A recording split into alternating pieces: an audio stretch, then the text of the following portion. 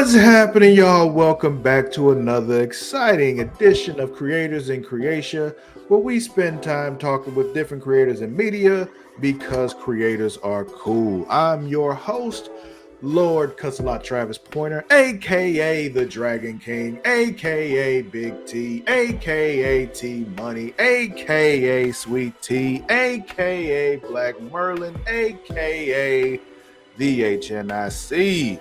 And I'm joined this time by a frequent contributor to Creation World, frequent guest.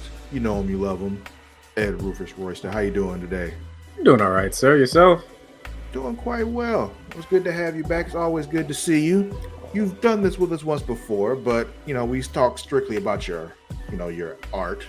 But today we're taking a different direction. You got another side to you, another side to your career that I want people to know about. I feel like it's deserved to be talked about. Mr. Royster, you a bad motherfucker, so I need more people to know. So for those who don't really know you and what you do, what are the other aspects of what you do? Because you work in the movies, you do some work in the pictures, I do contribute to the moving pictures. Yeah. I'm trying to make it in this town, kid. I work in I worked in a couple of different departments at this point now. Actually only two departments. No, three. Oh, well, three. I guess no. 3 different positions, 2 departments. Gotcha. Now I am pretty much consistently in the costume department on film and TV shows. Okay. And what do you normally do there?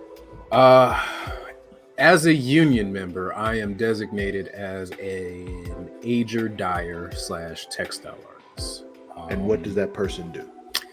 So, if you decide to sit through your credits, once you get to around the costume department, normally it's going to be in the movies. You're not going to see it much on TV shows, unless it's like HBO where you got the long credits at the end of your stuff. Have you done anything for HBO? Actually, I just finished something. Yeah, I did. I worked for like 3 weeks on something for HBO. Are you allowed to say yet? I'm gonna say no since this gets published. Okay, then we won't say. I know what you're talking about, but we won't say here. Yeah, I'm gonna say no just in case. At least I think I know what you're talking about. Oh, I'm sure I told you. Yeah. It's just one of those where I almost don't ever really read the NDAs. I just don't talk about them. So the ager, dyer, and textile or textile artists, depending on which union and country or sometimes state that you're in, it's classified as either of those. Now you've intrigued me further. So it's different depending on the state. Like the unions differ depending on what state you're in. Some of them, yes, and that's why in some credits it's going to end up saying slightly different, but it's all the same thing. It's just they might call it something else. Because So you're part of multiple unions. Is that the case? I am only part of the local 479, which covers Georgia, Alabama, and forgetting the third state. Most of Georgia, because actually I found out last year Savannah is part of a different union. They split a union with South Carolina. Okay. But yeah, so I'm part of 479, which is under the umbrella of IATSE, which I am going to look terrible by not being able to tell you what IATSE stands for. Google's free. We can find out. Yeah. If you decide to look for it, it's International. IA, International Alliance of Theatrical Stage Employees. There we go. Cool. I should probably commit that to memory to be a better member. That umbrella. It shouldn't have such long initials. That part. That covers. Like SAG is easy. Yeah. IATSE covers pretty much almost everything that isn't screen actors, writers guild, directors / producers, and camera, and the Teamsters. Everything else behind movies and TV shows is under IATSE, which is why 2 years ago, when they were close to striking, it also would have shut down the entire industry. Yes, that's everybody. That's basically the thing that makes the things work. So yes, that is covering costumes, which is what I work in, art department, construction, makeup artists, food services, the people that locations and scouting, maybe not stunts. Yeah, that's different. Take that back. I say stunt people have their own union, right? Yeah. Pretty much everything you could think of behind the scenes. Chances are they're not camera, and they're not transportation, not directors. So I'm under that umbrella. Production assistants fall under that too? Production assistants, I can't recall if they actually finally did unionize. I know they were trying to soon. Okay. But when I started, back in my day, 3 years ago, production assistants were still not part of the union. So that's your basic entry level and grunt, and you're allowed to be treated like shit. Gotcha. Yeah, but luckily enough people, at least in my experience, enough people also understood how hard it is being a PA that they did not pass that along. So that's good. Yeah, they still ask you to do stuff, but there's but they're not piling stuff on and expecting you to, actually there was that one lady that asked me to go fill up her gas tank at one time. I was like, But in her defense, there really wasn't shit else for me to do. So, But I guess back to the original question. IATSE, Well, even back further than that. Before IATSE, yeah. What is it that you actually do? What is it I do? Yeah. Textile artist or I like talking. Ager, dyer. It's cool. It happens. Or ager, dyer. They are essentially the people who will make all the costumes. All right, let's just walk you through the whole thing. Costume department, you get your costume designer who decides to design and plan out stuff, and then they pass it along to the supervisor who builds a team and does all this other stuff. But you end up having your buyer, because chances are all your costumes, unless it's rented, which does happen, but even chances are, even if it's rented, it's probably coming to the department brand new. Now, if you're working on something like Tyler Perry stuff, everything is going to look brand new. Even if you watch, I haven't watched any of this stuff, but even if you watch something in which somebody is homeless, chances are their clothing is not looking as rugged, worn, dirty, used as it should be, as it probably should be, because they're probably buying still new stuff, maybe adding a little bit of dust to it, and then wanting to be able to clean the dust off so they can reuse it for another scene later or something like that. So because so much of their stuff is new, like if you watch any action movie and somebody just got the hero just got dragged through the desert for half a mile before they climb back on, and now their shirt needs to be a little dusty, dirty, they've been out sweating a lot, they got into a fight and the shirt gets ripped open a little bit, they get stabbed, they get shot, stains need to be there and all that. You need to have distressing, you need to have dirt, you need to have sweat, you need to have blood, you need to have the just general grunge, you need to have color, even to a point on a lot of the stuff. That's where ager, dyer comes in. They're either going to age, distress, and paint whatever story you need to tell on the clothing so that it doesn't look like they just bought it from the store, because if not everybody really pays attention, and it's really something that the average person is probably not going to notice while they're watching the movie. But if they do notice, that means you didn't do a good job. There's that too. So, because if somebody's if part of the storytelling is supposed to be that this character has this leather jacket that they've worn for the last 20 years, you're going to expect creases in the arms, or they just bend their arm on a natural basis. They've probably bumped up and scraped up on things. They've rolled the sleeves up often. They've been putting their hands in their pockets long term, so the pocket needs to have weight to it. It has to look like it's been stretched and opened, and it's not, fully pressed on their sides of the jacket, because it has to have that story that it's actually been walked around in and lived in. So your textile artist and ager essentially just does that. There's the dyeing aspect, which chances are, again, your costume designer has a very specific color that they're looking for. And so, yeah, the buyers might buy, a specific t-shirt brand or a sweater or something, but the designer might say, I want this like 3 shades darker. I want it a completely different color. I want X, Y, and Z. That's where the dyeing comes in. Now, I have not done much dyeing. I've only ever been working on projects where they needed me for aging. I've assisted with some dyeing stuff, but it's mostly been the aging and distressing. Textile art is essentially the same thing.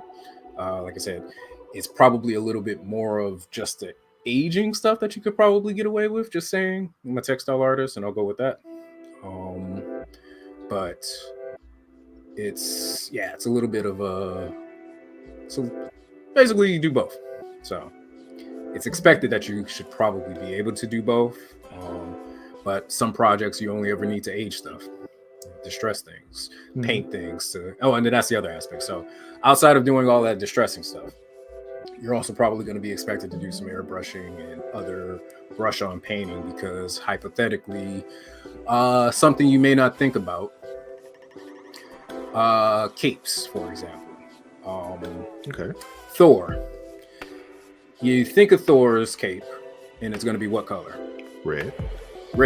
Now, are you assuming it's just a flat red, or it's just red, the same tone all the way from the top to the bottom? Or I've never given it much thought. There you go. Because your eye is naturally, with how lighting and everything's going to be on set, you're not going to get the shadows that you probably want.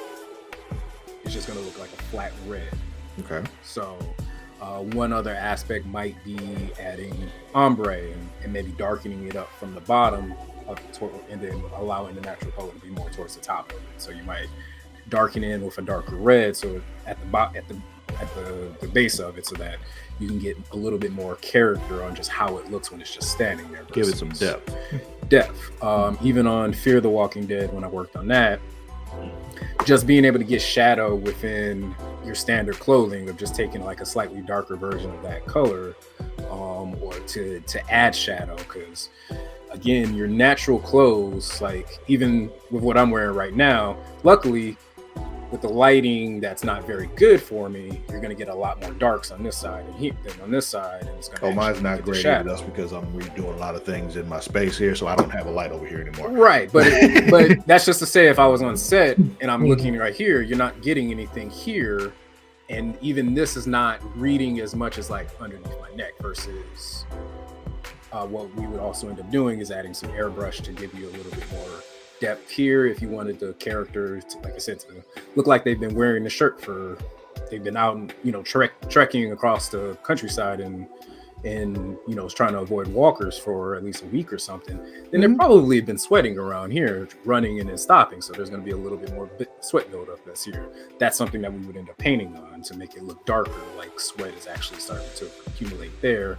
Maybe a little bit on underarms, but also just adding depth in general of the shirt, so that it looks like you're adding the shadows necessary in some of these cases to give it a little bit extra depth, like to know that, it's going to be darker down the seams in between your legs versus anywhere else, just because light is naturally going to be, just how light is going to be traveling towards the pants, through the legs. Call it where the sun don't shine for a reason. Yeah, see, and then even coming from the boots on up, we would probably darken it from the bottom of the pants, add just a little bit of shadow, just to give it that further realism of light is going to be traveling and not being able to hit every part of your pants. So just tricks like that, stuff that you're just adding on to give it mold it a little bit more, to I not see. make it so flat. Okay. You said 3 years. How long you been doing this? Yep, I will go 3 years. First project was Black Adam, so that was 2021. Yes. Okay. Okay. And how'd that come about? Whew, okay. A friend of mine's cousin. Oh, I can drop the name because Rattler. Rob Hardy. Mm-hmm. Are you familiar with Yes. the experience of Rob Hardy? So, director, producer. He wanted to continue to get more minorities into film and TV. So, I think the year before I started, he and Nina Packer were doing a training program to try to cultivate more people getting it, more minorities specifically, excuse me, more minorities to get into film and TV. So I was part of season 2, as they were referring to it, to cultivate, get them trained. It's basically a 2-week in-depth kind of quick training course where basically we just come in, we're listening to a whole bunch of speakers and people who work in the industry who give us the heads up of what to expect in different departments, so we can try to get an idea of what department we might be interested in, find out what experiences we have. It was basically, they wanted us to treat it like another job, so it was like 8 to 8 or 8 to 6 or something like that. And yeah, it was just to set us up with connections, ask questions, take as many notes as possible, get as much information as we can. This was in Atlanta. This was in Atlanta. Yeah, I'm trying to remember exactly the same city. It's Metro Atlanta. Yes, I'm gonna just say it's the Atlanta area. Gotcha. Yeah, Atlanta area. There we go. Yeah, so signed up for that. Was able to get in, luckily. I happened to be in Detroit when they finally called and said you got in, and I was like, all right, I'm cut my trip home short. Let me just hit the road and drive back now. And showed up like 3 hours before. Okay, maybe it was like 6 hours where I got 3 hours of sleep. I think that was it. Okay. And showed up bright and early. Did the 2 weeks, and how many people were in this program? They do 10. It's 10 spots each time. I think they still do it. I think they were just promoting that they were doing another season this year. Because I think they're at like 6 or 7 now. Maybe they've bumped it up to like a couple a year. But yeah, so that was October when I finished up. I had taken that Friday and Monday off from an IT job that I had just started working, or I had been working for a couple of months. And I came and I showed up at the training thing on Monday. And then on our lunch break for that, I called the job. I was like, "Yeah, I do apologize, but I'm not going to be coming back. Like, I'm not going to ask you for 2 weeks off to do this. It's sorry for the note, not for the 2 weeks, but it's good. Yeah, I'm all right." Did that. Unfortunately, so once you completed that, they were supposed to hook you up with a mentor, and then they had, of course, some connections to projects that they were directly working on or knew people on that they were supposed to place us. I hadn't heard anything which it was already going to be tough because it's October when we're wrapping up. We're already a couple of weeks from Thanksgiving at this point. And of course, that's also a couple of weeks from Christmas. So it was already kind of expected. So no new projects won't be started until the next year. Really. Yeah, so we were already kind of screwed. But I think it was... When did I hear back? It might have been like January that I got a call from the costume supervisor for Black Adam. I was in a Whole Foods parking lot about to get out when she called. Spoke a little bit. she was like, all right, can we set up an interview and everything? I was like, all right, that's absolutely cool. And I look forward to it and everything. And the conversation even to that was like really good. And then got off the phone, was like sitting there pumping, boxing in the car a little bit out of excitement. And then she called right back and I was like, oh, that's okay.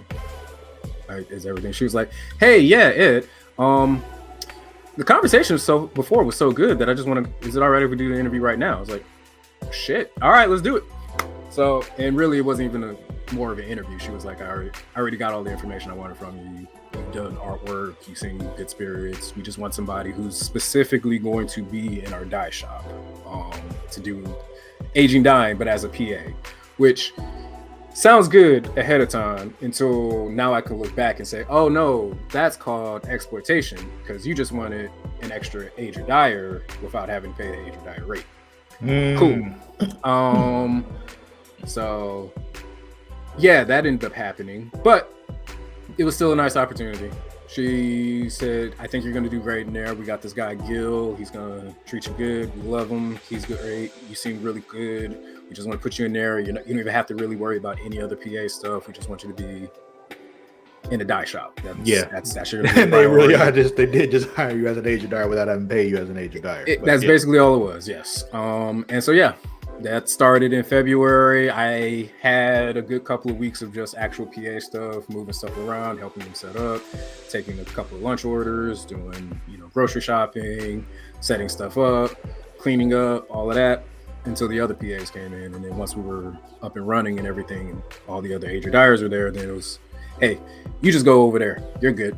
And yeah, it became a creative outlet of, being able to paint and create stuff with that I wasn't able to do with my regular painting stuff or have the same motivation, same time, but it still allowed me to do stuff. And I fell in love ever since. So on Black Adam, in the credits, you'd be listed as a production assistant? Yes. Okay. Still under costume department, but production assistant. Gotcha. So production assistant in the costume department. So it would be like the costume section of the credits, but as a production assistant? Yes, because it was 3 of us here in Atlanta. I think they had 2 more back in LA. So it was probably a list of 4 or 5 names. Gotcha. And although, quick, probably telling on myself, coworker who took over for the dye shop, and especially because of how much I was helping out there, IMDb wasn't letting me actually put any credits in because I haven't had any initially, but he was able to actually go ahead and give me credits for that. And so my first credit on my IMDb doesn't say PA because he didn't put me in as PA. He put me in as textile artist, ager dyer. So I mean, that was what you did. So yeah, so which it's whatever. I'm fine. But if you do watch through the credits of Black Adam, which sure, if you want to watch the movie again, I guess. I don't know. Yes, I sat through the credits because I knew you worked on it. That's why I stayed. Was I terribly pleased with the movie? No. I mean, how many people really were? There's at least one. That's because he starred in it. So I mean, well, yeah, but I didn't particularly dislike it. It was just one of them like, okay, that was about what I expected it to be. All right, pretty much. Yeah. I got to see The Rock with superpowers. All right, sure. Me. All right. So no more, no less. I wasn't disappointed by it. Just it is what it is. Yeah. So yeah. That was Black Adam. Okay. So that was your first experience. And you said you've been bit by the bug ever since. What other credits you got? What was the next project you did? After that, well, again, the good thing on that one was I did enough on there that the people who I worked with on Black Adam were like, hey, you've been doing enough aging dyeing stuff. You need to go ahead and just apply for the union. We'll sign off on it. Go ahead and apply. It's not that much for the money. However much it is, if you got it, go ahead and do it. We'll do your letters and sign off that you should join it. So did that. And of course, it borderline felt like it kind of backfired because it's like I didn't get enough connections in order to make sure I was able to hop on to do something else at that position immediately or soon enough at all at that position. Because now I'm a union member, but I don't have the union experience and connections of people. So a big part of that becoming a union member is the people you meet along the way. Well, the whole industry is going to be that. Yeah. It's a more of who you know kind of thing, because they're the people that, even if you fuck up so many times, they'll be the ones that vouch and say, hey, come on back. You got the friend like, hey, he'll get it this time. Yeah, I got you.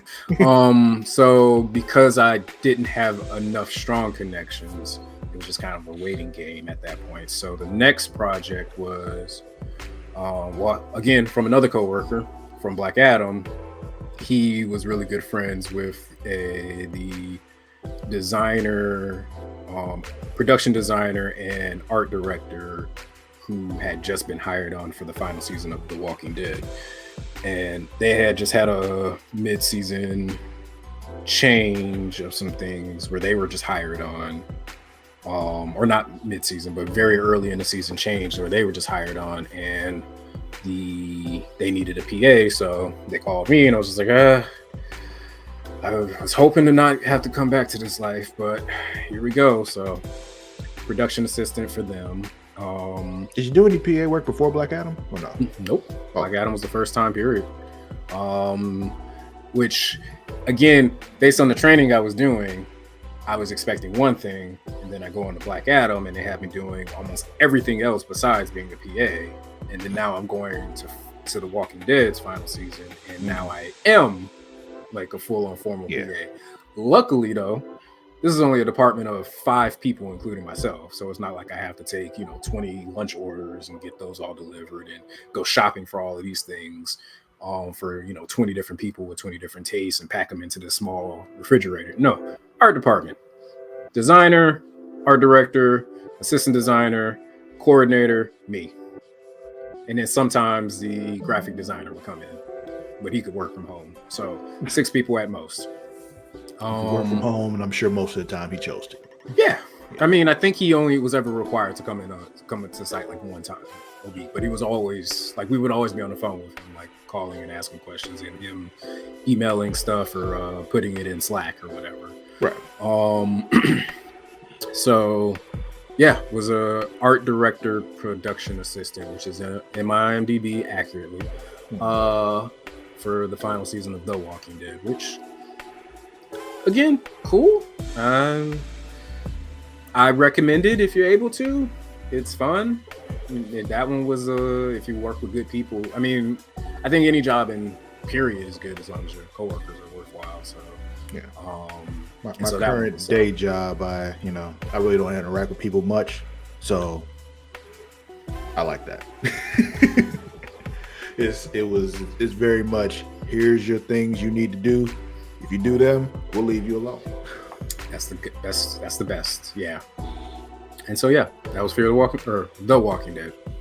So, but you also worked on Fear the Walking Dead, right? I did do Fear the Walking Dead when it came over here to Savannah, Georgia. That was kind of next. I did a week on The Walking Dead. Then I did a week on Citadel, which I did not ever watch. I think I did like 2 weeks. Is that before or after Fear the Walking Dead? Nope, that was after Fear the Walking Dead. So then I went to Fear the Walking Dead, which was Citadel was technically my first official time being an ager dyer on a project. Okay. Just came in for a week. They just had a scene where an explosion goes off, and they just needed extra people to help dusty up a bunch of survivors and whatnot from the bomb. So you just worked on the costumes or not the people? I technically had to do both. Okay. So they had me do stuff in the workshop, and then we also had to go to set for another day. So like you had like slap people with some dirt? Yep, that's basically it.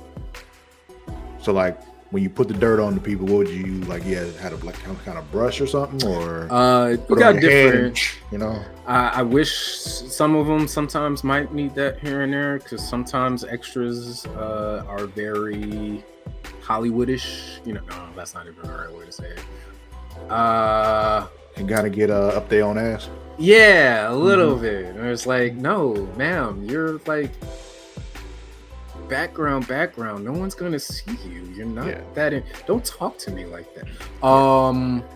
But yeah, it's funny how certain people in certain positions act. I was a PA on a project in Austin. There's a film, really small indie film called Terror Birds, and there was I tell this story sometimes when I'm just it's crazy how certain people can be, and when you see it happening and you're like, is nobody else seeing this? So she had this scene where she had a monologue, like this speech that she had to give to somebody. She's going off on somebody for being an asshole, basically. And they shooting the scene, and she kept fucking up her lines, just over and over again, fucking up her lines. I'm like, it can't be that hard. Like, you've done it so many times, I have it memorized now. Like, why is this so difficult for you? Come to find out, I saw exactly why. They switched angles, and when it was a close-up, she got it perfectly every time. And I'm like, really? Did nobody else see what just happened here? Nobody? okay. Or did you all see it? We're just not saying anything. Is that what's happening? Or we're not saying that part. Okay. Because I was brought on by someone who was mentoring me, Christine Chen, great lady. She does a lot of assistant director work, directs her own stuff, writes her own stuff. She's great. But I asked her afterwards, I'm like, what was happening there? She was like, that's common with a lot of LA actresses. They do that. And I'm just, we're okay with that. And she's like, well, it is what it is. Just, I mean, yeah, I've been hearing stories. So, yeah, hearing some things about some actors here and there that I'm like, did not want to know that. Others, cool. I'm glad I heard that. So don't say those things out loud here. You need to be able to, keep getting work. Oh, well, I'll do the one where I praise. I've heard some great things about John Cena, so that's a good one. That's not surprising at all. Yeah. So apparently, in our department, there's a lot of people a lot of actors who tend to like not care about the clothing, like the costumes, like they'll just throw it on whatever. You guys pick it up. That's your job, kind of thing. Apparently, with John Cena, you know how he likes to wear his suits now, especially. He'll come in, take everything off, hang his suits up nice, comfortably, perfectly, puts his costumes on, goes and performs professionally, comes back, puts his costume back exactly how he got it, puts his suit back on, thanks everybody, and walks out. It's that WWE training. Yeah, I won't say anymore. Nope. Nope, don't do it. Don't do it. But yeah, so I worked on going on set to dust them up. You can use brushes, feather dusters works as well in some cases. It White just glove. depends on how heavy. I would like that at some point. I mean, we do. We make we'll take like cheesecloth and dust inside that and like make these pounce bags basically. But another way of doing that, especially with set costumers will make it themselves without the cheesecloth, which they will just take socks. And so you just take some socks and you got these socks. They look like almost like a bag of nickels, that kind of. It ends up looking just like that. The thing Homie the Clown used to have. Yes, it looked just like that, but then dust comes out when you hit them. So, kids, Homie the Clown was a character played by Damon Wayans on In Living Color way back in the day before you were born. 1990s, early 90s. With a killer catchphrase. Yeah. Homie I don't think that. so. Homie don't play that. So yeah, that, and then that was the first official one, and then Fear the Walking Dead happened to be my first full-time official, which turned from, it was supposed to probably be, so that one was funny because I was asked to help pack up some costumes from The Walking Dead at their studio, just to pack them up so that they could ship them out to Savannah. Because I did that, and while I was talking to the supervisor on the phone, she happened to be looking at my resume and was like, hey, as she was bringing me on to do that, she happened to look at my resume that I had already submitted to her anyway, and was like, oh, I see you're Ager Dyer on here. I'm gonna keep that in mind for later. Cool. So did the week of packing up the clothes and helping somebody else with that. And then a couple weeks later, or I guess it was a couple weeks, a couple months. No, that was in May. That was either May or in June 2022. Okay. Yeah. Black Adam was February to summer 2021. The Walking Dead was October to April. And then I did The Walking Dead packing up the clothing sometime in May. So you had just started with Walking Dead when you started playing D&D with me. That sounds about right. Yeah. Because I remember the whole time that you've been playing D&D with me, you were in the industry. So it was just like, when exactly did it start? Now I kind of put it all together. Yeah. Yep, that sounds about right. Did the clothing, helped pack up the costumes sometime like May, early June, and then in July, she asked if I can come on out to Savannah for what was supposed to be like a couple weeks. Turned into them keeping me on from July to March. And I was out in Savannah essentially for that amount of time, staying in a hotel room because they weren't paying me enough to actually get a rent anything other than a room at a time. Then unfortunately, that's when the writer and actor strike was gearing up. Okay. Work was starting to slow down that summer anyway. I was able to squeeze in This was 2023. Not 2020. Yeah, 2023. 2023, yes. Yes. Luckily, I was able to get about a week and a half of work on Agatha all along. Just finished that up. Fantastic show. Yeah, I still got to watch the last 2 episodes. Beautiful too. And some of it's been spoiled on Twitter. I'm sorry. It's fine. I mean, I already knew some of the stuff anyway. Yeah, you were there, so I get you. But still, So, which I was so sitting on the fact of who Aubrey Plaza was going to play for so long, and I'm like, I want to tell somebody, please. Yeah. Hey, y'all, hurry up. When no I one's going to guess. I was just like, oh. And then fucking Funko Pop wanted to ruin it. I'm just like, all right. Well, I didn't even know about that. Oh yeah. So that slowed me down. Waiting for that. After Agatha, then there was no work. And I unfortunately had to start delivering with Amazon and teaching swim lessons, and that sucked. Until early this year, where I was able to got invited because of work with some coworkers, and was able to help finish up Thunderbolts. Okay. As an ager dyer. So when Thunderbolts comes out, y'all check the credits for Mr. Royster here. What do you have as your name officially in credits? It's Edmund Royster. Edmund Royster. Okay.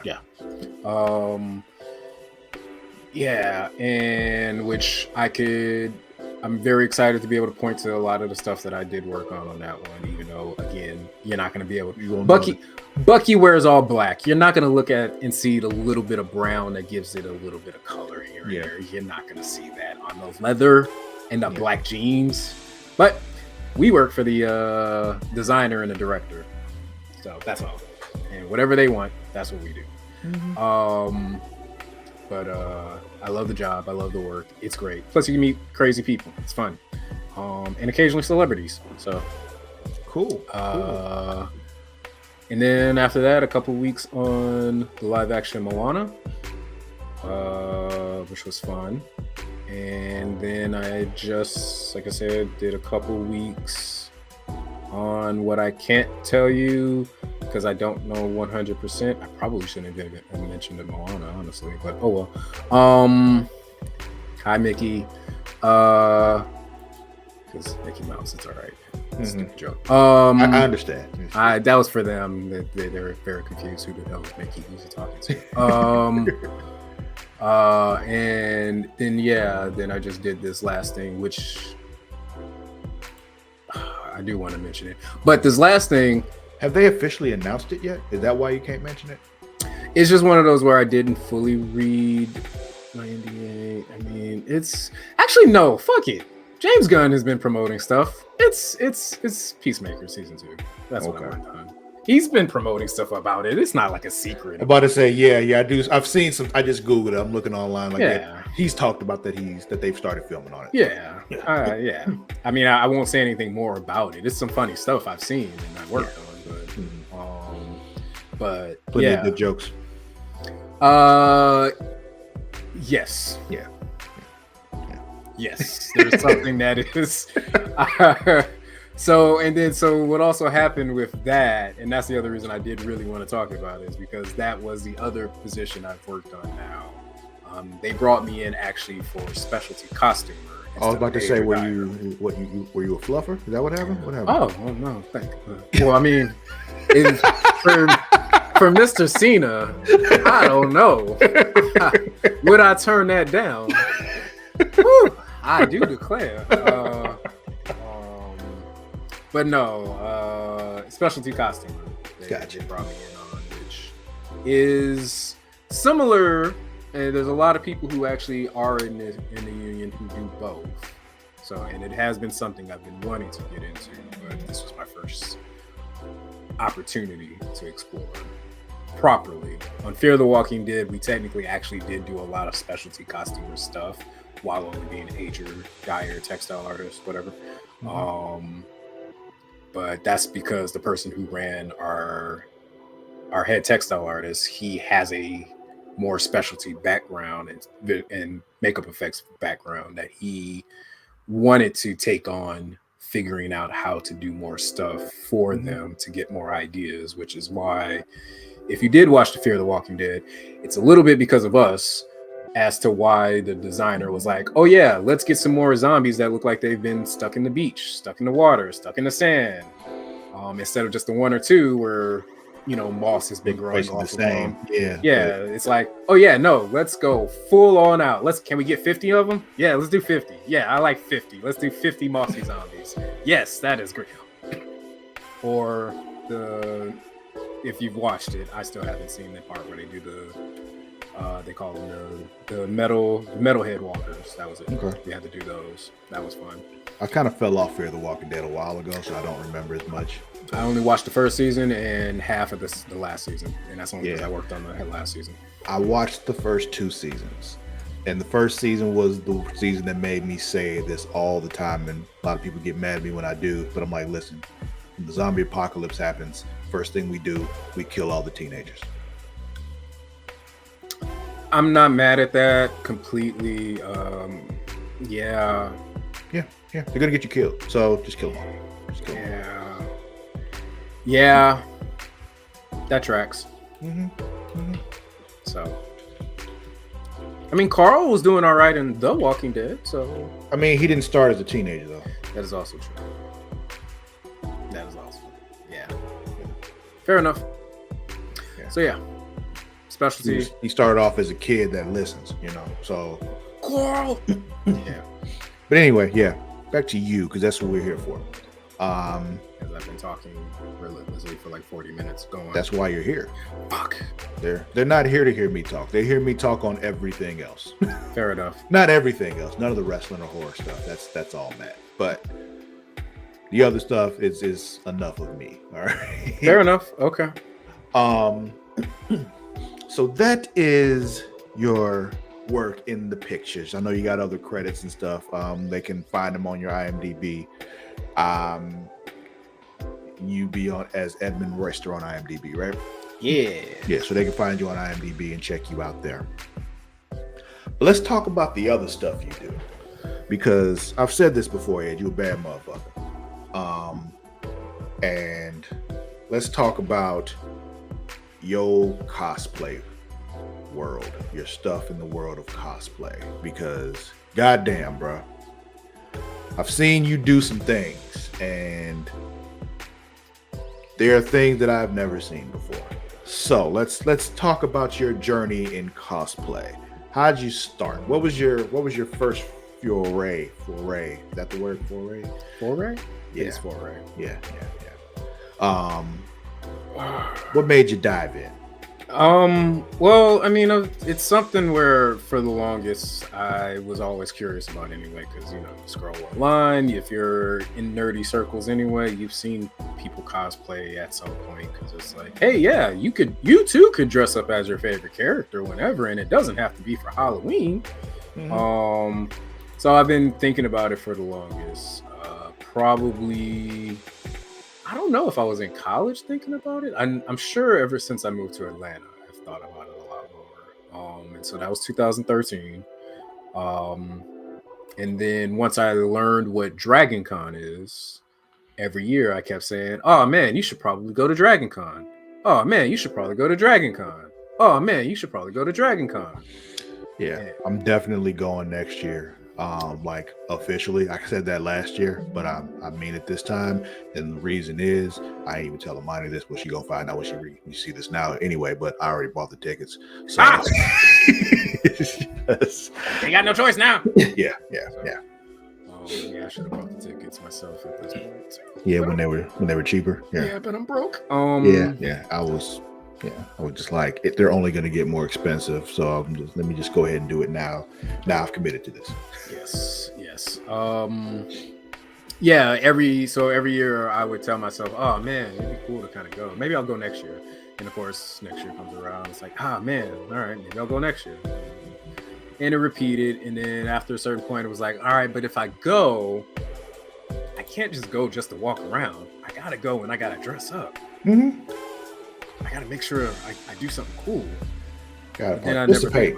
Yeah, but then I never think that far ahead to come up with something. So then it's like, oh well, you also didn't buy your ticket, so don't worry about it. We'll try again next year.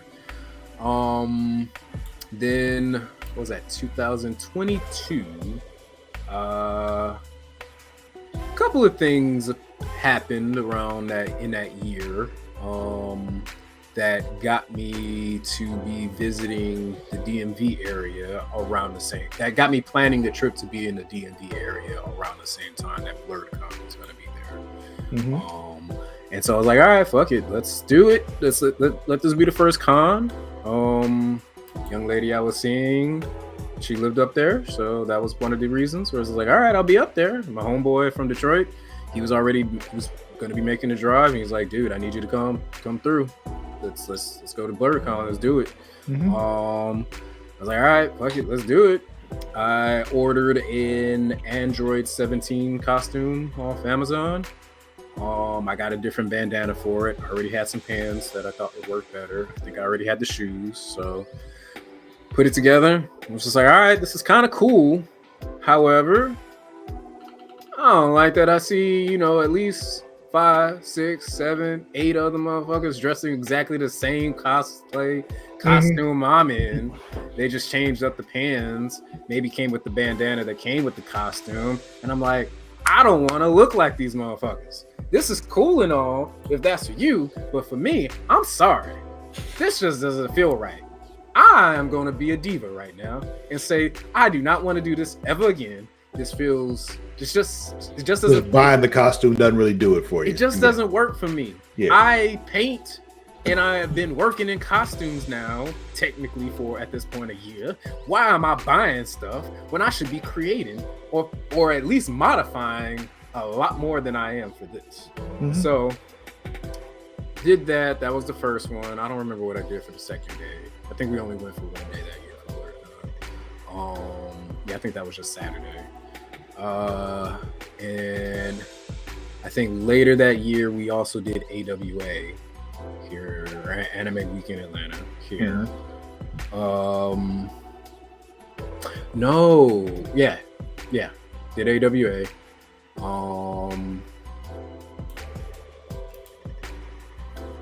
Did I wait? Yes. All right, let's get this together. Let's get our shit together. AWA, where I dressed as a character from Demon Slayer, the snake Hashira. Can't remember his name. But that was also because I was supposed to be doing a group cosplay with a bunch of other people, and only one other person showed up, and it was just like, all right, fuck it. Group cosplay is one of those things I've always been interested in doing too. It's just, it takes a lot of coordination. Yeah, and coordination and commitment and follow through and willpower to make sure everybody does what the fuck they're supposed to do. Yeah. God damn it. I've been wanting to do, like, one thing I've been really wanting to do is a group DBZ cosplay thing. See, yeah. It's just, and I want to do that, and I want to be Piccolo. Like, I want to get a group together and do a group cosplay where I'm Piccolo. See, you just gotta find the people. Yeah. Although that's one of the nice things of Dragon Con is that you'll more than likely find the rest of the people to match up and do fun pictures with. Especially if you end up signing up for the parade, which I didn't find out until last minute. So yeah, that was among the second. Actually, no, I think I did Argyle from Stranger Things 2 or Stranger Things season 3 or 4. Argyle. I'm not gonna remember, dude. He was the pizza guy. I know, but I don't remember when it was. Oh, what season? Yeah. Because I think 5 just ended, so it must have been season 4. Even though he showed up in season 5. So, but it was mainly season 4. So I did Argyle and then Hashira. And I was just like, yeah, I can't keep doing this. Because even with the Hashira, I bought the snake. I have it somewhere. I bought the snake, but I tried to, like, it was like a not foam. It was a stuffed snake, basically, like a plushy snake, and I tried to, like, add some matte medium to, like, give it scales on top of it, so it kind of, like, pushed it in with a glove so it can kind of try to look like scales on top, just to give it a little bit more texture and give it some color and just break it up. And I was just like, yeah, we got to do better than this, though. This is we're going in the right path, but you got to go more. We need more. So wait, this was 2022. So then 2023 comes around and I'm like, I got it. I love Ghost of Tsushima. Great game. One of my favorites all time. Can't wait for the sequel. First game that was not a Telltale game that I platinumed. My first platinum, period. So, well, you know, Telltale games, you finish the game, you get a platinum. So it's yeah. Oh, I did not know that. Yeah. It's just you get the platinum for finishing the game. So that's why I say non-Telltale game platinum, because I'd had platinum before. But okay. Second one was Spider-Man 2. But I think I have not. No, I did do Spider-Man 2. I just did not do Miles Morales. So I did Spider-Man 1 and Spider-Man 2, but I didn't do Miles Morales. Didn't do this spin-off one. I gotta finish up with that.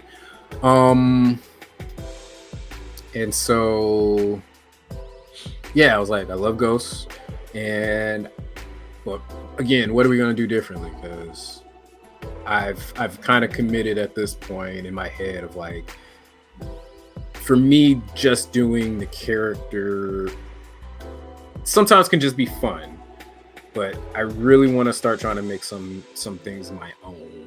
And so I'm like, all right, mashups. How are we gonna do mashups? So I like Legend of Zelda. Fuck it. You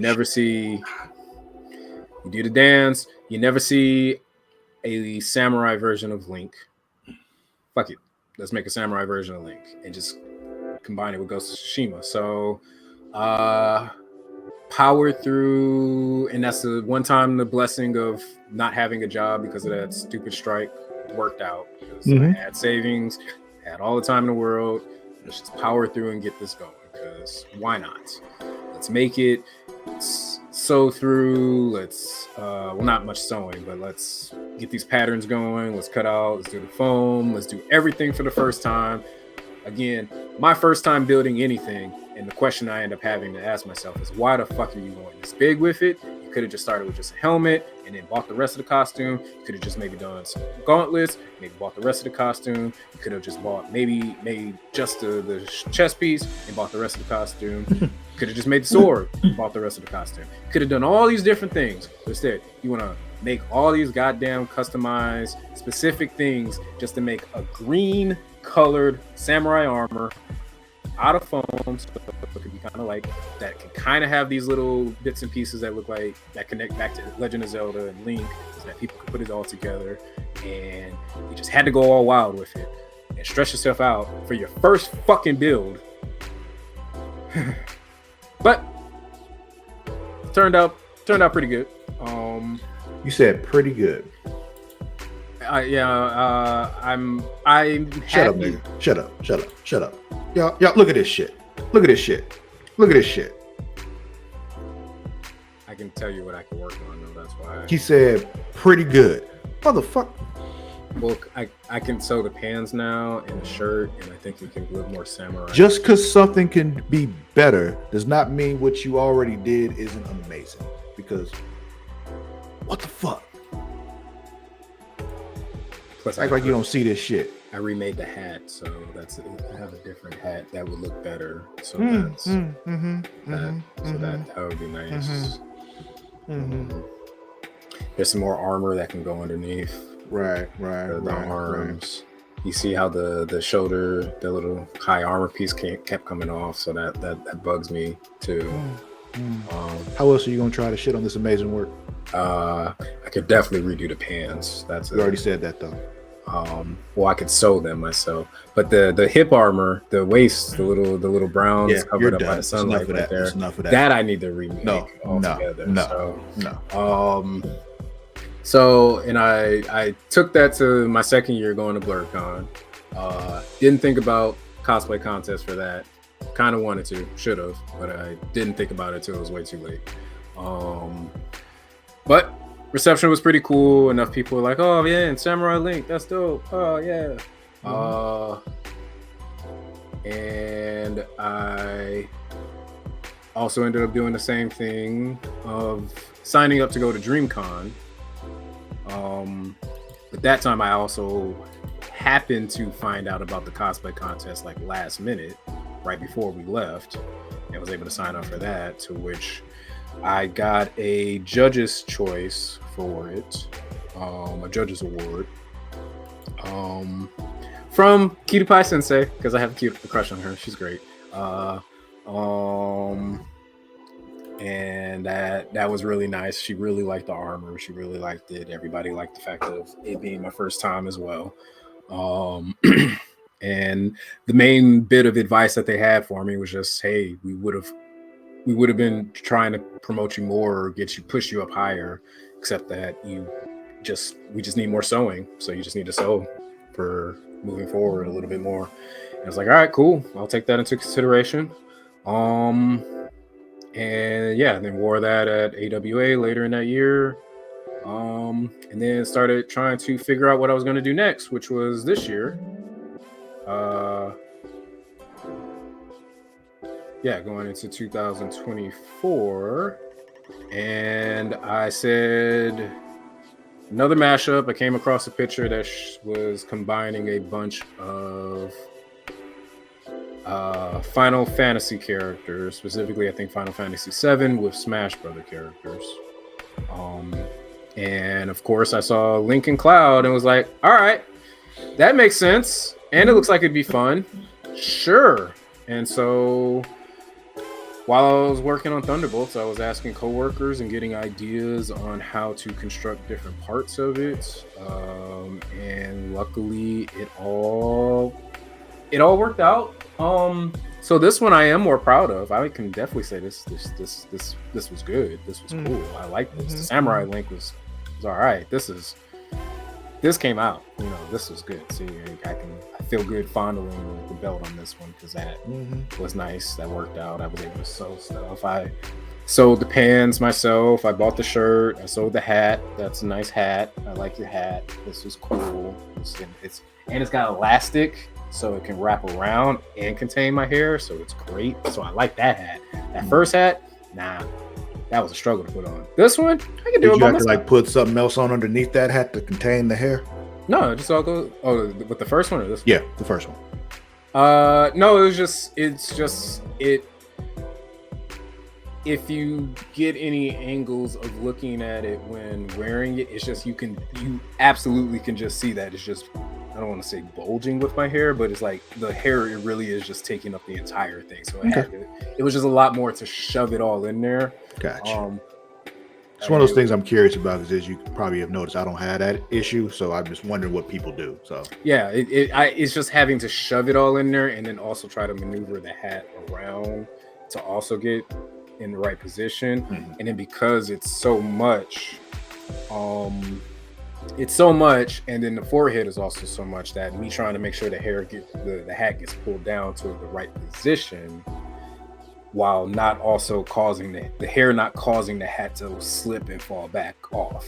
So if I'm pulling it here, just the weight of the hair, it all not being able to hang freeform is pulling it back down. So it would be a lot more adjusting. And then even with the picture you're looking at, that's the other thing that bugs me about, is because I actually had to sew in like an additional like sweatband piece to try to extend it a little bit. It was more so to soak up the sweat because I sweat a lot, but also just to give me a little bit more to work with. So that's why there's like a sharp color differentiation on the picture you showed. Whereas with this one, it's all one piece. It's nice, even though I did put the sweat thing inside there, but it's underneath, so it doesn't. So when I do sweat, it doesn't actually like show through the hat. So, other thought processes that went in. But yeah, this one I like. The pauldron looks good. I like it. I made the suspenders out of belts. All of this is foam and then faux leather. It all worked out. See, that one I'm proud of. I have no problem. I just got to work on my face. My modeling stuff. That's all. That's the next step. To mix up the faces here and there. But this was one that, like, I'd seen pictures of this one. Seeing it in person is way different, though. As in, like, it's even more impressive in person. Like, I see it and I'm just like, holy shit. Like I've said this already a couple of times, but Ed, you a bad motherfucker. Like, thanks. Like, seriously. I'm insanely jealous of your talent. But because I've dipped my toe, made the arm cannon for Barrett from Final Fantasy. It didn't look as good as anything you did, but I'm like, I used some materials I found around the house, a little bit of Evo foam and some paint, some duct tape, made something happen. But this shit, whew. Yeah. I do want to take another crack at Barrett, but we'll explore that another time. Yeah, we'll talk about it. You're close by now, so it'll be fun. Yeah. The other mashup we were talking about before, I do plan on doing that next year, so we'll see how that works out. Let's go for it. Yeah. But what do you see coming next for you in the cosplay world? Do you have any ideas or anything you want to actually say out loud yet, or Yeah, saying it out loud does suck, but I don't mind. I'm leaning strongly into the mashups. Well, the one we talked about with me was a mashup, so I can, and I'm into that. That's all really cool because it's the kind of thing that you don't see a lot of. So, and the mashups that you do aren't going to be the same mashups that other people do. So the chance of somebody else doing what you did is very minimal. I guarantee some of the mashups will not be done by anybody else trying to do a link. And that's the other thing. I'm pretty set on seeing how I can continue to combine and reimagine Link in different scenarios. I like to make the argument of, just because Nintendo hasn't gone down that route to say Legend of Zelda exists in a world that has multiverse multiversal travel or ideas. Fuck it, I don't care. I want to live in a world and an existence where they just haven't discovered it yet. And there's just like we like to imagine in the multiverse of us, there's us that have done millions upon different options and careers and choices. I'd like to think Link has also lived through multiple different types of lives. So somewhere in the infinite number of possibilities, he has formed some version of himself that looks like Cloud. So yes, I am going to explore all of these Link multiversal ideas. And so like there's something I saw which I'll do also in addition to the almost said it out loud, the one that we talked about before. I'm not saying it here because I want it to be a surprise when it comes out, the picture and everything. But something that I saw when I was at DreamHack, which is where I saw this cosplay of yours, and Amani brought it up, like basically characters in occupations, like, you know, I don't know, like, you know, Dr. Mario's the easy one, but there's other things you can do too. But it, you know, just that. So this last year with BlurryCons, the theme was supposed to be, and I'm gonna say it because maybe somebody else has more of a personality for it. But the theme of it was supposed to be like beach party or whatever. So, so since last year, I was thinking of wanting to put together essentially another Link mashup. It wasn't going to be as intricate as this, but it was going to be Uncle Link. And Uncle Link, okay. So it was going to be like your black uncle at the cookout Link. Earpiece, the sandals, that's supposed to be on the grill, Kengo, all of that. But I wasn't willing to like really let myself go to have the type of bravado and external personality decide to be like, hey, what's up, nephew? You know, and talk loud with and a drink in your hand and all that. Drink in my hand, maybe forge a master spatula, and then walk around with the grill cover, master shield. Okay. Hylian shield, grill cover. You know, and just I just wasn't willing and able to like put it together and also feel like I was gonna have the, like I said, the personality type to be willing to walk around at a black con acting like I'm everybody's uncle. Like that, I'm just not that outgoing yet. I get it. Me neither. But so I'm good at faking it though. Yes. And so now I have to question if I really want to let the cat out of the bag on this one. So I do have a couple, like I have a notes app page of basically, no lie, about 20 plus Link mashup ideas, either with anime characters, other video game characters. The uncle thing would be funny though. Like it absolutely would be funny. Just like the idea, like now in my head, I'm like, do like a series of just characters as everybody's character as an uncle. Yes, it absolutely would be hilarious. People would, yes. It's just that one was also like, all right, but how does Link doesn't talk, but your uncle's gonna be talking, so she's just like, ha, what's up, nephew? Ha, yeah. I don't, it's all that. We'll talk more about that one. And it's an idea I'd be willing to help somebody else out with. If they wanted to go out their way to do that. I'm caught between, so I stupidly maybe want to do another character who has a big ass sword, and armor, and maybe combine Link with Guts from Berserk. Oh, see, when you said Guts, I went to Nickelodeon. That's why I was like, wait a second, no. Wait a minute. Let me get the rest of the anime. I have Link climbing the aggro crag. All right, that'd be kind of cool. A part of me really, really wants to try to work out how to do a Red Dead Link. Link with guns. That way I could just have a cowboy Link. Because again, when they take the idea of hero time, I know that's only one version of Link, but let's just fuck around and say, what other time periods could Link exist in? I already did samurai. Why not a fucking cowboy Link? Why not a like, I don't know. I'm very much into your idea of cowboy Link, and if you don't want to do that, I'm gonna keep bugging you until you do. I want to. It's high on the list. Just so you know, you'll get random phone calls like it. So about that cowboy Link. Yeah, I'm working on it. I'm text message.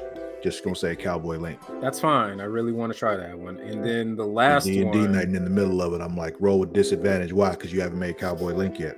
but I think the last one is the one that I might hook a lot of people on. It's just I have to figure out. I think I know which version. Which also, I'm sorry, I'm still stuck on the cowboy Link because that's fun and funny. Like, be fun for a group cosplay where you do cowboy versions of all the characters. But anyway, no matter what the character may be, it's just a cowboy version of that character, and everybody does it. That'd be pretty. That's fun. the genius of mashups. It's like whatever you want to try. It's just what elements can combine. Like Link and Cloud worked out perfectly for me. It's just having to reinvent certain aspects that will make it make sense. But there's enough connecting pieces that enough people did not see. Like even for Samurai Link, I made sure I had the ocarina on my side, and that's what gave it away for a lot more. Made it clear that was more immediately. Like, oh, that's just a cool samurai. Oh wait, no, that's Samurai Link. He's got the ocarina. Oh shit, yeah. This, it's enough pieces of both where you're like, hey, I know that from Legend of Zelda, but it's formed like, oh shit, that's I love it. And that's what I'm trying to do more of getting those matchups where I don't need people to always get it immediately. But enough to make them take a second look, and on that second look, they see what's happening. Put the pieces together, that'll make me happy. Yes. So the last one that I'm really considering, and the problem is, since I'm trying to compete often enough, then don't in say it. Cosplay contests. No, I'm just saying because I'm trying to compete often enough in cosplay contests. Up until this year, it wasn't a problem that I only was making one build. But now that I have already decided to fucking exceed expectations last year and win something, now I can't. And now I can't. How dare you be good at what you were doing? Well, the problem is now I can't. If I compete in one and win, you can't use that one again. I cannot use that cosplay again until later, unless I make enough significant changes. Yes, I kind of knew that before. I just didn't fucking expect to win already so much. So now I have to start to formulate, okay, how are you going to build a second cosplay that you can now consider using later in the year so you can continue to compete and not just go to conventions. So that's why I have multiple ideas I'm really weighing for next year. I just have to get the money and the time to get started on. But the last one, and I've already told one person who I trust that got a kick out of it. I'll have to learn how to make a hat, which I would have to do for Cowboy Link. I will have to figure out tassels. But the most important thing that is going to be the challenge is either making sure I stay hydrated enough so that I can continue to do the talking, but I also needed help with writing a script because I can't improvise and figure out the voice. You know I got you, right? To do what I want to do. Then holla at me. I got you. Because I've been watching the videos and I've been getting up the ideas of the mannerisms of knowing that you got to start talking low and then sometimes you pick it back up and I want to do macho man savage. I just think it would be hilarious to go, because for all the cosplay contests, you got to go in and talk about your cosplay, and I just to sit there and walk in, and I want to be able to have the glasses on and just walk around. He is, I would say, number 3 on my list of all-time favorites. I just want to put it together. Just cream rise to the top, So and that will hopefully also make up for me punking out on doing Uncle Link by forcing me to do even more outlandish. So you gonna make the title belt? I'm gonna have to make a title belt of some sort. Like, what else am I gonna do? I hear you. Yeah. The reason why I'm asking, because I also want my own title belt. If that's something that you get experience at one point, I will gladly pay you to make one for me. Fair enough. Because I can always go online and buy one, have one design online, blah, blah, but a bunch of people will have that one, even if it does have my own designs and stuff on it. I want a more unique one for moi, you know? Fair enough. Yeah. It's something I would definitely... And one for someone else too, actually, by the way. It would definitely be something I would have to look into Yeah. and get some practice on, but yeah, Actually, the one for someone else is actually a higher priority for me. I'll talk to you about that after we get off here. Okay. But yeah, it's kind of come down to those three. Unless something else pops up that makes me want to really reconsider. Guts, I think, would be a little on the easier side for me to navigate how to fully combine both parts, and actually also maybe even recycle elements from this one to transfer over. But the Macho Man, that one I may not compete necessarily with, but just be able to walk around with it be fun. Yeah, because I've seen there's a nice Instagram channel or page of it's like Macho Man Universe or something like that, where it just follows a whole bunch of people who just do Macho Man stuff, and even go to a cons where it was just nothing but Macho Man Randy Savages around. So, and I just wanna drop all. I'm an introvert. I'm shy. I want to go ahead and just walk around as completely as somebody else. I want to and shake somebody's hand and talk, doing the mannerisms, and just like I said, just the walking around. What you doing up there? You know, all of that stuff. I got you for 3 minutes. Just yeah. So I don't know. It's okay. Right now. The problem is BlurredCon got moved up to March. Now, right? Yeah, they moved it up to March. So it's like you ain't got that kind of time to really drag your feet on it. But I'm supposed to be doing DreamCon. Hopefully, depending on how much their tickets are at the drop. Still need to try to do DragonCon. I'm supposed to be doing MomoCon finally because I still haven't done that yet. And then there's some other stuff that's possibly up in the DMV area that I'd like to try to do. So every year, it's like having a nice list of 4, 5, 6 different conventions, and then you gotta whittle them down just because you're broke. Yeah. So, and be realistic with yourself. Let me just go ahead and win the lottery, and that way I can just go to all the cons I want. Oh, problem is, in order to do that, I gotta buy tickets, and yeah, I don't like giving them my money like that. Yeah, and it doesn't help that here in Georgia you can play through the app. So yeah, I saw that. Yeah, I'm not proud of myself for trying every couple weeks or something. So, yeah. I downloaded the app. I just haven't actually used it. Yeah, it's unhealthy. I don't feel good about myself. I don't feel good that I admitted that on camera, but whatever. You did though, so I'm definitely gonna cut this out and replay it short over and over again. That's fine. You can. That's whatever. It's whatever. Georgia has my money for it. I'm not gonna do that. That takes more work than the laugh is worth. But yeah, fuck. So yeah, that's the hope. One day, then I could just build stuff all the time. That would be nice. Give up this life of crime. Yeah. I got a few questions I want to throw at you. Okay. You've answered these questions before, though. The first one, though, is by far the most important question I can ever ask you, sir. Oof. So prepare yourself. Trying. What's your favorite dinosaur? Oh, damn. I think we talked about this before. That's right. I don't remember what my answer was before. I'm going to go Triceratops. Triceratops. Okay. Cool.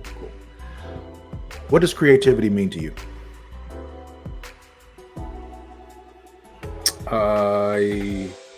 Ooh, I'm gonna say I'm struggling right now because of that COVID brain. I'm still blaming it on COVID brain that I have a hard time getting words. That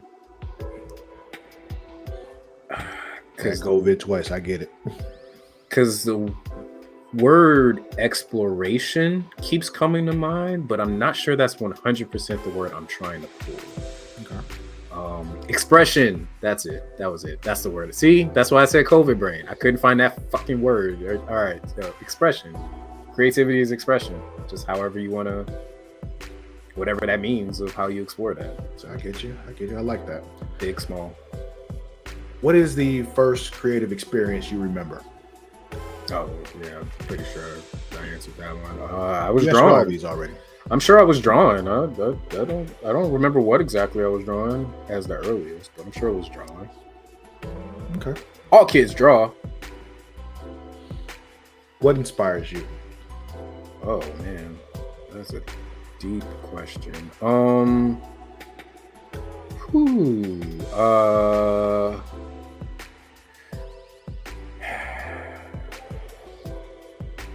When it was painting and drawing, I think it was a much different answer. We're talking about something else now. So I know.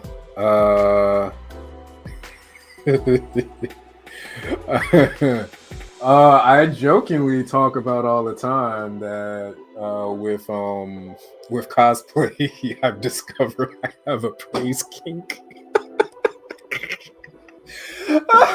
hey. So I'm gonna say that still jokingly because it does bring me joy that you want the judges to call you a good boy? Is that what it is? How would I feel with any of those judges? I've had some judges that I absolutely had a crush on because I followed them before I ever met them. And it was like, yes, crush. Yeah, you could get away with that. But no, it is just, it's an artist's thing to be sensitive about their shit. Mm-hmm. It's an artist's need that to be acknowledged and understood in their execution of their goal. This one more so, and that's probably the other reason why I can be as constructive with the criticism about the samurai link more because I know clearly what it is and what it's supposed to be. It doesn't always completely translate as well, and there's more stuff I could do to improve on that one. This guy, the only stuff that I could really improve for this is I did get advice from DreamHack judges to tweak it here and there, but it's almost as good as it can be. Mm-hmm. The only real tweaks I could absolutely do is to change it into a different version of a mashup of different versions of the two characters, which is what I'm planning to do anyway. So that actually might happen next year. If I need a desperate submission for a cosplay contest. But yeah, I'm inspired to see that my vision was understood, maybe not necessarily accepted is the word, but I'm also not navigating in a space in which I'm trying to be controversial, so I'm okay with trying to seek acceptance. Yeah. Because there's not a boat that I need to shake other than that's not a real character, which I saw on Reddit and stuff like that. No, those people can eat a dick. But. Although, because of these cosplays, this was my first time getting on Reddit. Surprisingly, less than maybe 1 or 2% was actually racist. I was very much surprised. Yeah, depending on the circles you're in, it can, the racism can be dulled a little bit. Yeah. It was very minimal. I was shocked, borderline appalled. A little disappointed, actually. A little bit. I mean, nobody. I mean, the one or two racist ones that I can remember, like, yeah, there's no reason for you to have hit the emoji for a raccoon. Fuck you. But, and especially, and it was a mixed signal one because it was like, hey, this is a great cosplay, raccoon emoji. What the fuck is that supposed? Why? Why did you go back and said it was good for a coon? I guess it was a great fucking cosplay. Coon. Yeah. Like, okay. Yeah. But yeah, I'm trying to maybe at most push the boundaries on allowing people to know that the idea to really try to push what you can do cosplay wise, to not just say I'm going to do a character, but a version of a character that you may not, that you actually haven't seen before. Like, yeah, fuck it. And besides the fact that, yeah, it's also a black version of the character. Luckily, that wasn't too harsh of an issue for a lot of people. It was more so, here's the cosplay. You don't have to pay attention to the skin. In fact, I got more compliments on the fact of, hey, I never thought I'd see Link or Cloud with facial hair, but you pulled it off. Cool. I like you, Link and Cloud with glasses. Cool. I also did get a lot of, thirst comments. So I was like, oh. You like, oh, shucks. Actually, I can't even just say that. You people, that's fine. Just ladies and gentlemen, and in between. But yeah, it's nice to just. It's just nice to be. Compliments from gay men are fun too. Oh, absolutely. I've never had a problem with that. I mean, why be offended? Again, it was a compliment. Yes. Exactly. Just because I'm not interested doesn't mean I'm not flattered. Like, exactly. Come on. But yeah, it's just it's nice to be it's nice for the work to just be liked, and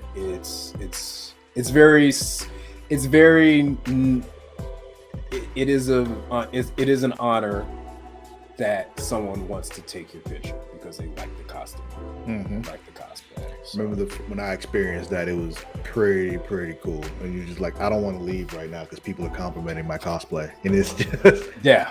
When we were the time I did the Barrett, when I made the cannon, all that kind of stuff, it still was just like because people knew who it was. Like, oh, people get it, because it wasn't like exactly like the game, I did a whole thing. We wore an all black version of it, so it was different. And I'm like, but everybody knew who it was. I found other people that did Final Fantasy characters and took pictures with them and all that other kind of stuff. Yeah, it was a great time. Yes. Like, oh, that's so cool. He did it, Barrett. I'm like, yes. So I'm like, I don't want to leave. I want more people to tell me how cool this is. And even for me, Dragon Con or DreamHack, it was a wild experience for people to say, yo, I saw your shit on Reddit or I saw your shit on Twitter.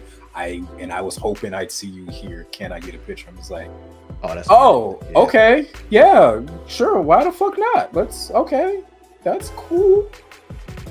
Yeah, new for me. I'll try not to be awkward for you. Let's put on the straight face for the suit. So, okay. What mainstream creations excite you? I mean, I like movies, video games, and TV shows. So yeah, all of the above. Yeah. Is there any like movies, TV shows, or video games in particular that you really specifically find exciting? Okay, that one's a big thing to try to pull off of me already not being able to remember words very well. Let's see. Perhaps the ones you did cosplays of? I mean, yeah, those. I love Ghost of Tsushima. It's probably one of my favorite all-time games. I love Tears of the Kingdom. That was great. I love God of War, the recent God of War games. Those always get me excited. I love, movie-wise, some of my favorites, Fury Road. Okay. The Into the Spider-Verse movies. Star Wars. It's one of those, the Spider-Verse movies artists love those movies. Every time I talk to an artist, they not talk to them about movies that they love. They almost always mention the Spider-Verse movies. I mean, it's fucking beautiful. You know, Yeah. it's a leap of faith, Miles. You know, that's all you need. I'm good with that. You know, Yeah. falling towards the sky, like that's beautiful. Like, let's do that. Star Wars, even though I have a very complicated feeling and relationship with that now. Did you see my rant about Star Wars? I don't think so. Okay, I'll show it to you later. Okay. I'm not a Star Wars guy, I so remember that. Yes. yeah. I know that much, and it's also understandable to still not be, because they're all over the place. Yeah, and Avatar: The Last Airbender, I love as a cartoon. I love Steven Universe. I'm trying to get more into anime in general. Same. But I've always been into it, but like more so now. yeah, like I I could probably have a partner that's really into it, so it's one of those. I'm getting introduced to more different types of anime instead of just the straight up fighting ones all the time. same. Like just watched the first season of Rise and Impact, which I did not know I would enjoy as much as I did. Gotcha. Golf. Into that one. Oh. Okay. Yeah. But if you watch it, you'll see like, oh, it's like Dragon Ball Z in golf. I've heard like was it Slam Dunk is in that same ballpark, but obviously Wouldn't surprise me. for basketball. That one I want to get into, but I've heard of how that one gets intense and people having super moves and all of that. Yeah. So yeah, I mean, for that, even for anime, it's still kind of some level of the Toonami stuff. So Samurai Champloo, of course, Inuyasha. Demon Slayer, My Hero. Even though I'm behind on My Hero, and yeah, I mean, it's just it's a little all over the place. I can't think of much now. I mean, like I told you before we started rolling, I'm catching up on Vox Machina. So Gotcha. Yeah. What lesser known creations excite you? Oh fuck. Okay. Lesser known. Yeah. Shit. I have no idea. So these are some of the questions I probably needed ahead of time, so I could get you some answers. Fuck. Yeah, I got nothing right now that I can think of. I'll have to come back to you on that. Okay. Like any independent artists, any independent music or anything like that, or maybe an indie film you saw more recently? I'm probably not.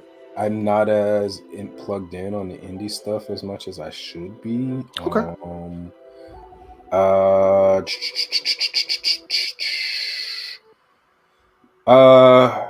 You know what? I'm pulling my homeboy. Novelist. He's a rapper. He's dope. Also from Detroit. Maybe some of y'all listening maybe know. I was with you until you told me that. And one of his main producers is my homeboy, my brother, Omari, or Hero, excuse me, giving his government name out.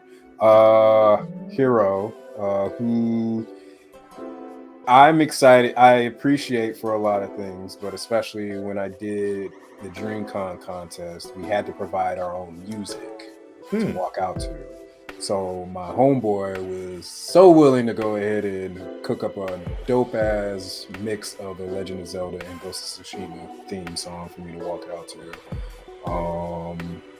which helped make that performance really dope. I might need to hit him up just to do something for this, just so I have it, even if I don't perform it with it next year, but maybe I will. I don't know. Well, you said you were thinking about remaking it, so yeah, so it might work out. So I might hit him up for that, or if I come up with something else. Yeah, I guess he kind of. I mean, I guess he's indie. I mean, he hasn't Doesn't sound, but he still has a successful career doing it. So yeah, I'll go novelist. Yeah. Yeah. He's toured. I won't say he's like not unknown, but I'll say indie enough. Sure. Yeah. I'll cheat. I mean, he's not like, not Drake, he's not, Meg, he's not one of them. So You got to leave more of a window for the Drake part so I can make fun of him for getting bullied. Go on. Yeah, he's not Drake. Of course not. He hasn't been kicked out of his. Yeah. Kendrick didn't make him cry. I got you. Sure didn't. Yeah. What puts you in a creative state of mind, especially when you're struggling to create? Sometimes it's just needing to just accept that that's what the fuck you need to do right now. Like deadlines. Yeah, like, hey, you gotta get this cosplay done because you fly out next week. So like the pants I did the week before, and I'd never sewn before. So I was like, hey, yeah, you got a week to figure out and watch this video and put this shit together so you can sew fucking pants that have working pockets, elastic cuffs, and double belt loops, because you got to wear 2 fucking belts on this shit. So yeah, you better sew this shit, motherfucker. And then do it, and then you're like, oh yeah, now that I've learned, maybe if I take some fabric and take what I learned, and now you can make this hat. So yeah, because next week you fly up, then you gotta pack the shit. So get this shit working. Not to mention, after you just spent the last like 4 weeks trying to work on this big ass sword. Yeah, nigga. Okay. So, you want to sleep? Fucking too bad. Go to work. Gotcha. Yeah, I'll say deadlines.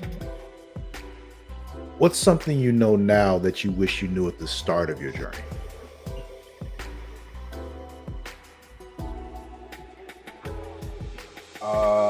Okay, back to cosplaying. What besides how to sew?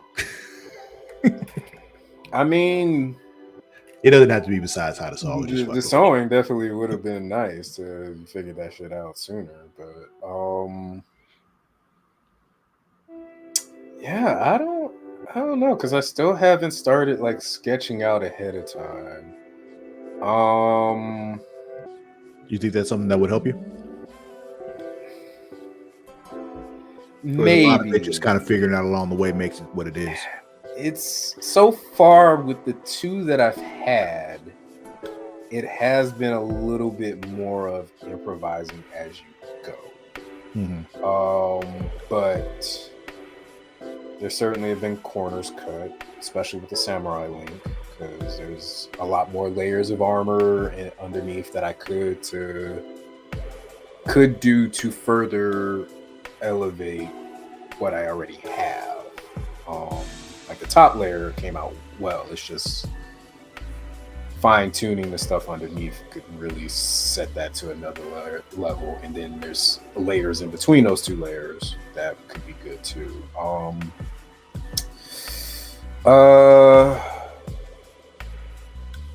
Fuck. Yeah, I don't know, because like everything I learned since as I was going just continued to help make it better along the way. So I don't know if there's anything that if I knew right at the start would have actually been helpful. I got you. Yeah, I don't know. Okay. Well then, let's move on to the last portion of this interview then. It's the rapid fire questions. Oh, fuck. Okay. You've done this before. I don't remember. I know. But I will remind you, there are 4 rules to this. First rule, you must answer.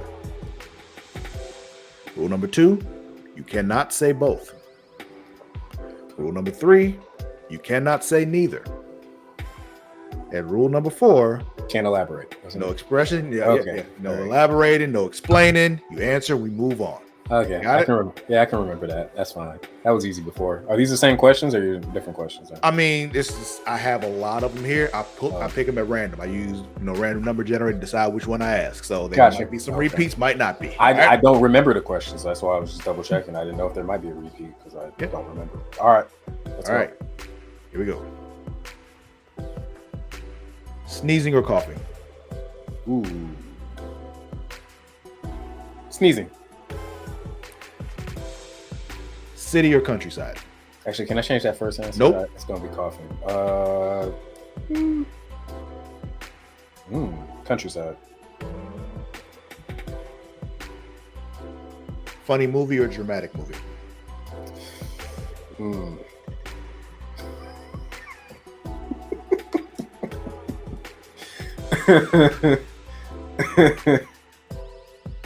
You said I just can't elaborate about my answer. Just answer the question, sir. Fuck. I'm gonna go dramatic. Be embarrassed or be afraid? Be afraid. Zoo or aquarium? Okay, I'll say zoo. See the future or change the past? We'll go see the future. Ninjas or pirates? Pirates. Hero or anti-hero? Hero. Pineapple pizza or candy corn? Fuck. You're gonna have a clip of me saying candy corn now. Fuck.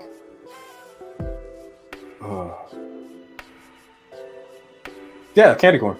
Oh, okay. I'm just mad that you have a clip of me saying candy corn now. Loud neighbors or nosy neighbors? Nosy neighbors. Talking pets or talking babies?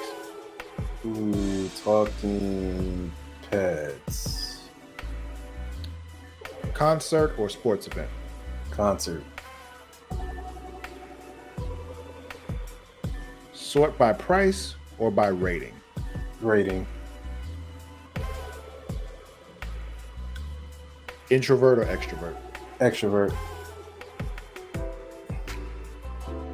Dogs or cats? Dogs.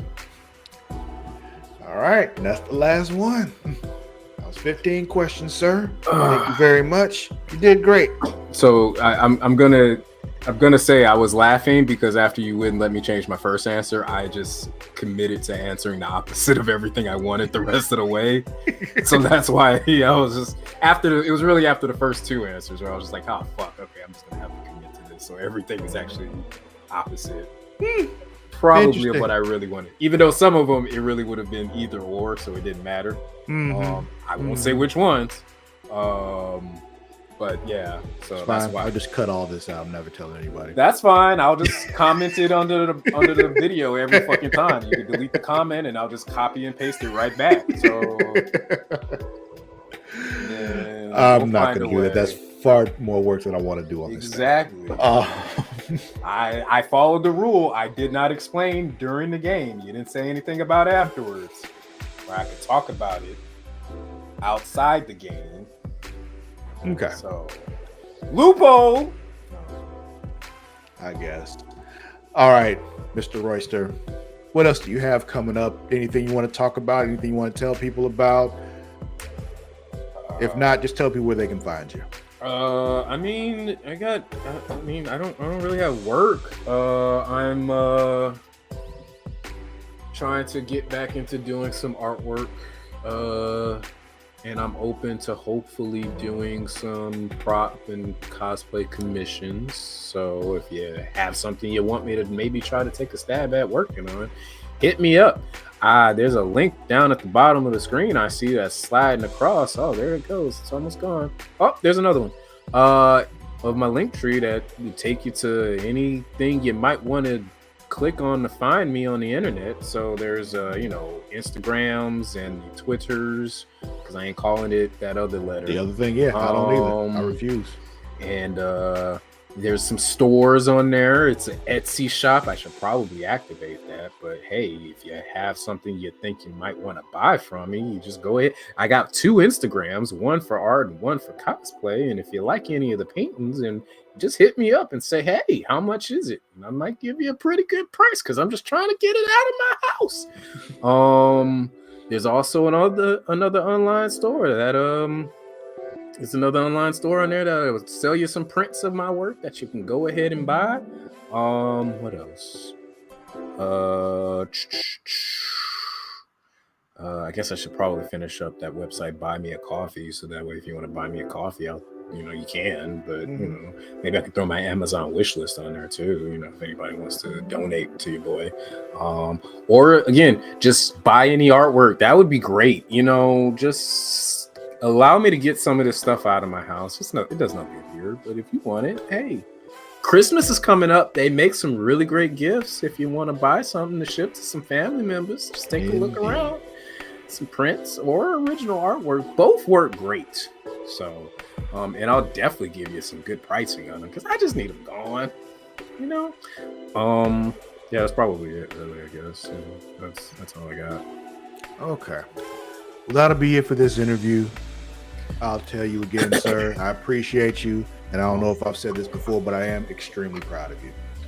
Thank you, sir. That satisfies my kink. Thank you. That'll be it for this episode of Creators in Creation. We'll see y'all next time. Until then, we out.